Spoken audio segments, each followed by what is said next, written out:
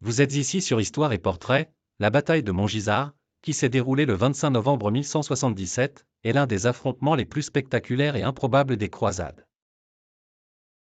Cette bataille opposa le royaume chrétien de Jérusalem, dirigé par le jeune roi Baudouin IV, connu comme le roi lépreux, à l'armée imposante du sultan ayoubide Saladin, un stratège et guerrier redouté.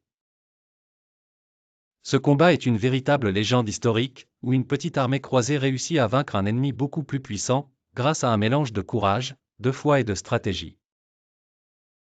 Depuis la première croisade en 1099, le royaume de Jérusalem était constamment menacé par les forces musulmanes alentour.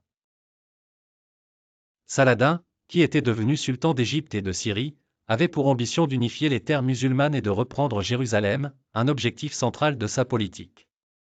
En 1177, Saladin décida de frapper un coup décisif en lançant une invasion massive contre le royaume de Jérusalem. Son armée, forte de près de 25 000 soldats, incluait des cavaliers lourds, des archers et des fantassins disciplinés. Face à cette menace, les croisés étaient en désavantage numérique, comptant seulement environ 500 chevaliers et quelques milliers de fantassins, sous la bannière de Baudouin IV. Baudouin IV, malgré sa jeune vingtaine et sa maladie de la lèpre, était un roi courageux et résolu. Bien que physiquement diminué, il inspirait ses troupes par son charisme et sa foi inébranlable. Pour lui, la lutte contre Saladin n'était pas seulement une guerre pour la survie de son royaume, mais aussi une croisade spirituelle. Les forces en présence étaient déséquilibrées. Saladin comptait sur la supériorité numérique et la rapidité de ses troupes pour écraser les défenses chrétiennes. L'objectif était de prendre Jérusalem en avançant rapidement, sans rencontrer de résistance significative.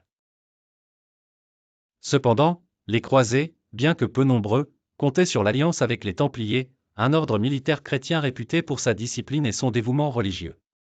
La stratégie était de tirer parti du terrain et de l'effet de surprise pour compenser leur infériorité numérique. Saladin avançait avec confiance, pensant que Jérusalem serait une prise facile. Cependant, il sous-estimait la détermination de Baudouin IV. Apprenant l'approche de l'armée musulmane, Baudouin rassembla rapidement ses forces et décida de prendre l'initiative. Baudouin IV utilisa la surprise comme arme principale. Profitant de la négligence des éclaireurs de Saladin, les croisés attaquèrent près de Montgisard, un site situé au sud de Jérusalem. Baudouin fit porter la relique de la Sainte Croix à l'avant de son armée, galvanisant le moral des troupes chrétiennes. Les chevaliers croisés chargèrent à toute vitesse contre les lignes musulmanes. La rapidité et la férocité de cette attaque brisèrent les formations ennemies. Pris au dépourvu, l'armée de Saladin fut submergée. Les croisés infligèrent des pertes importantes, tuant des milliers de soldats musulmans. Saladin lui-même échappa de justesse à la capture et dut battre en retraite, humilié. La victoire de Montgisard fut un coup de tonnerre dans le monde médiéval. Une petite armée chrétienne avait vaincu l'un des plus grands chefs musulmans de l'époque.